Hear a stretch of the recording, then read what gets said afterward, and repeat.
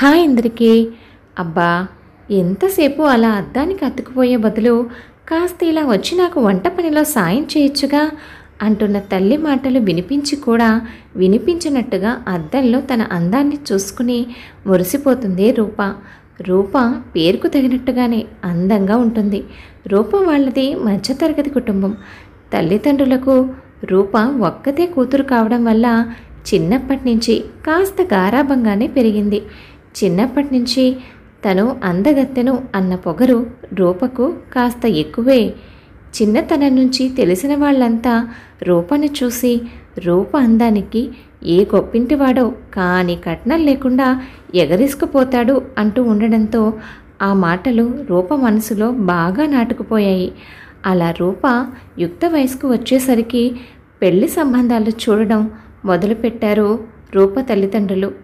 చిన్నతనం నుంచి తన మనసులో నాటుకుపోయిన భావన వల్ల తన అందానికి అందమైన కోటీశ్వర్ల సంబంధం తనను వెతుక్కుంటూ వస్తుంది అని ఎన్నో కలలు కంటుంది రూప. ఎన్ని సంబంధాలు వచ్చినా రూపకి నచ్చితే జాతకాలు కుదరకపోవడం, జాతకాలు కుదిరితే రూపకు సంబంధాలు నచ్చకపోవడం లాంటి సమస్యలు వచ్చాయి. మొదట్లో కుప్పలుగా వచ్చే సంబంధాలు రాను రాను రావడం తగ్గాయి. అలా సంబంధాలు చూసి చూసి విసిగిపోయిన తండ్రి, ఇంకా నా వల్ల కాదు, ఎన్ని సంబంధాలు చూశానో ఒక్క సంబంధము కుదరడం లేదు. ఈ పెళ్ళిళ్ళ బ్రోకర్ల చుట్టూ తిరిగి తిరిగి నా చెప్పులు అరిగిపోతున్నాయి తప్ప నీ మెడలో ఆ 3 ముళ్ళు పడే మార్గం కనిపించడం లేదు. ఈసారి ఇక నీ మాటలతో పని లేదు. జాతకాలు కుదిరితే చాలు, నేనే సంబంధం ఖాయం చేసుకుని వస్తాను అన్నాడు రూప తండ్రి. అలా రూపకు తర్వాత రాజేష్ సంబంధం వచ్చింది. రాజేష్ పెద్దగా ఆస్తిపరుడు కాకపోయినా కనుముక్కు తీరు బాగానే ఉంది.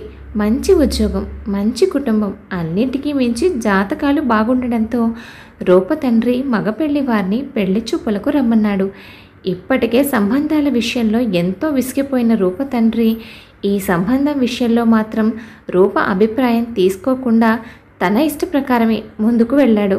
రాజేష్ వాళ్ళ కుటుంబం పెళ్లి చూపులకు రావడం, రాజేష్కు రూప బాగా నచ్చడంతో పెళ్లికి సరేననడం జరిగింది.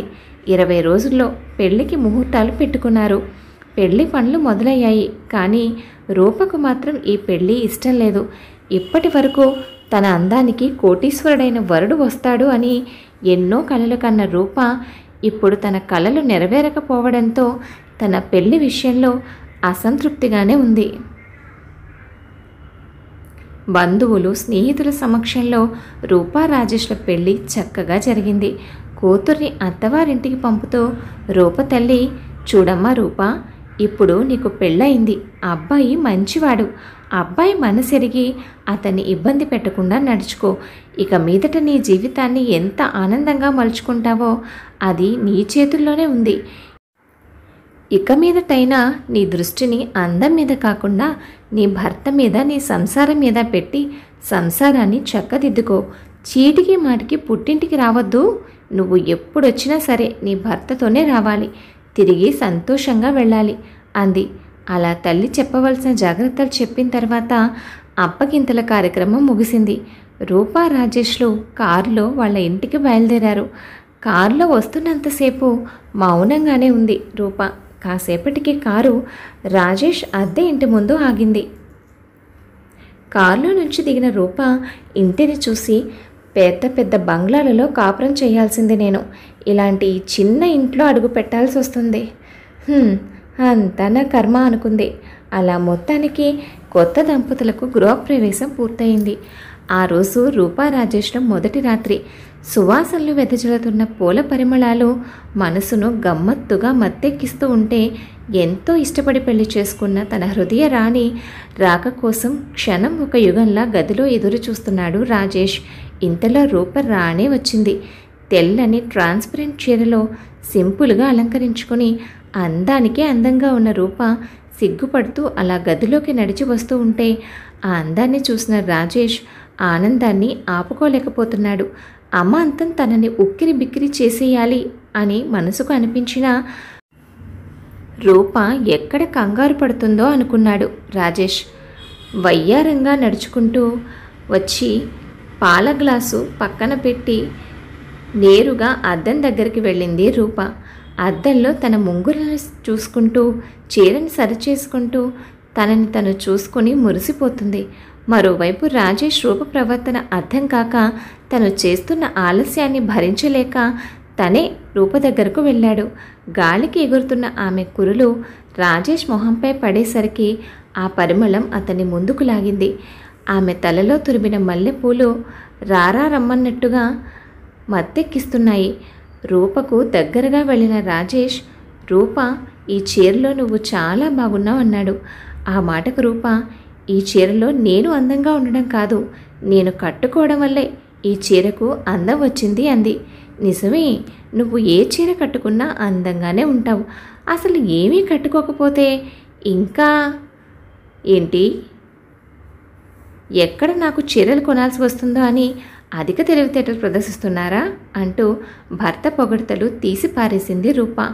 అప్పటి వరకు మొదటి రాత్రి ఊహలతో వేడికిన రాజేష్ అంతకుముందు ఎప్పుడు ఎవ్వరిని ఆ దృష్టితో చూడని అతను ఎదురుగా ఉన్న అంత అందంగా ఉన్న అతని భార్యను చూసి తనలో బుసలు కొడుతున్న కోరికలను అదుపు చేయలేక ఒక్కసారిగా రూపను వెనక నుంచి గట్టిగా పట్టుకున్నాడు.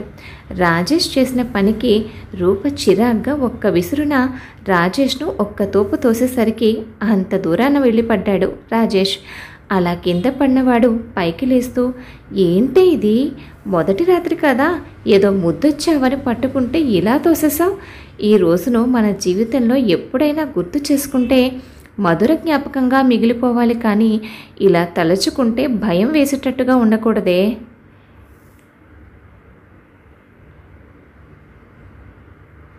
అన్న భర్త మాటలకు, ఇప్పుడు కాపురం అంటావు, తర్వాత పిల్లలు అంటావు. నన్ను ఇప్పుడు అందరూ అక్క అక్క అని పిలుస్తున్నారు. రేపు పిల్లలు పుట్టారంటే ఆంటీ ఆంటీ అని పిలుస్తారు.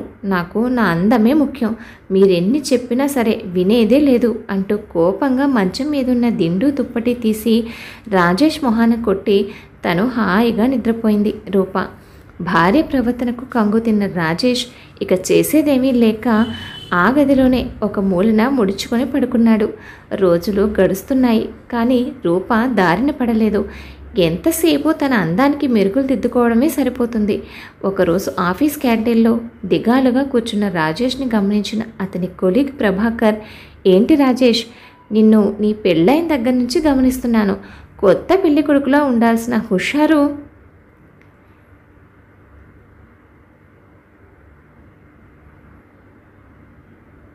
నీలో మచ్చుకైనా కనిపించకపోగా అంతకుముందు నీలో ఉండే చలాకితనం కూడా పూర్తిగా పోయింది. ఏంటి సంగతి అని దగ్గర కూర్చుని అడిగేసరికి బోరుమన్నాడు రాజేష్.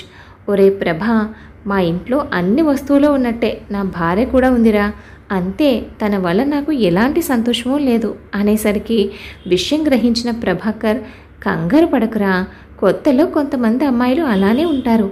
అంటే ఏమోరా బాబు, కనీసం ఒంటి మీద చెయ్యి కూడా వేయనివ్వడం లేదని మరొకసారి బోరుమన్నాడు రాజేష్. రాజేష్ను ఓదారుస్తూ, దేనికైనా ఓపిక పట్టాలరా, కాలమే అన్నింటికీ సమాధానం చెబుతుంది. ముందు అమ్మాయితో నెమ్మదిగా స్నేహం పెంచుకో, తర్వాత సమస్యలన్నీ వాటంతట అవే దారిన పడతాయి అంటూ సమాధానం లేని సమస్యతో బాధపడుతున్న స్నేహితుణ్ణి ఓదారుస్తూ, ఒక్కసారి అమ్మాయి దారిలో పడితే ఇక నీ జీవితం బృందావనమే అన్నాడు ప్రభాకర్. స్నేహితుని మాటలకు అలా కొంత ఊరట పొంది ఆ రోజు సాయంత్రానికి ఇంటికి చేరాడు రాజేష్. ఆ రాత్రి పనులన్నీ ముగించుకుని టీవీలో సినిమా చూస్తున్నాడు. మరోవైపు బయట ఉరుములు పిడుగులతో పెద్ద వర్షం. టీవీలో మంచి సినిమా వస్తుంది, రావచ్చు కదా, మనిద్దరం కలిసి చూద్దాం అని రాజేష్ పిలిస్తే, నేను రాను, అదేదో మీరే చూడండి అని చెప్పిన రూప సమాధానం విని, నా బ్రతుక్కి అంత అదృష్టం కూడానా, చి వెధవ జీవితం, పెళ్ళాంతో కలిసి సరదాగా ఓ మంచి రొమాంటిక్ మూవీ చూడడానికి కూడా నోచుకోలేదు అనుకుంటూ టీవీలో ఆ ప్రేమ చెంట క్లోజ్గా ఉండడం ఇంట్రెస్ట్గా అలా చూస్తూ ఉన్నాడు రాజేష్. ఇంతలో ఎప్పుడొచ్చిందో తెలియదు, కానీ రూప కూడా టీవీ వైపే అలా చూస్తూ ఉండిపోయింది. ఇంతలో పెద్దగా పిడుగుపడిన శబ్దం వచ్చి కరెంటు పోయింది. అసలే చీకటంటే స్వతహాగా భయపడే రూప ఆ చిమ్మ చీకట్లో పిడుగుపడిన శబ్దానికి అదిరిపడి పక్కనే ఉన్న భర్తను భయంతో చుట్టేసింది. అలా అప్పటికే వేడి మీదున్న శరీరాలు ఆ తొలి స్పర్శతో ఒకరినొకరు గట్టిగా వడిసి పట్టుకున్నారు. రూప రాజేష్ను మల్లె తీగ మావి కొమ్మను అల్లుకున్నట్టుగా అల్లుకుపోయింది. ఇద్దరు జంట నాగుల్లాగా బుసలు కొడుతూ ఒకరినొకరు అల్లుకుపోతూ ఒకరి గురించి ఒకరికి తెలియని రహస్యాలను తెలుసుకుంటూ ఆ వర్షం కురిసిన రాత్రి పవిత్రమైన దాంపత్య బంధంతో ముడిపడ్డారు. ఆ బంధం తర్వాత అప్పటి వరకు తను రహస్యంగా దాచిన అందాల పరమార్థం ఏమిటో రూప గ్రహించింది. అలా అప్పటి వరకు తన అందం మీద తనకున్న గర్వం, పంతం, పట్టుదల అన్నీ ముక్కలైపోయాయి. అలా ముడిపడిన వారి జీవితం ఆ తర్వాత 3 ముద్దులు 6 కౌగిలింతలతో సరదాగా సరసాలతో సాగిపోయింది. కథ విన్నారు కదండి. కథపై మీ అభిప్రాయాన్ని తప్పకుండా కామెంట్ చేయండి. మరొక మంచి కథతో మళ్ళీ కలుద్దాం. ఉంటాను మరి.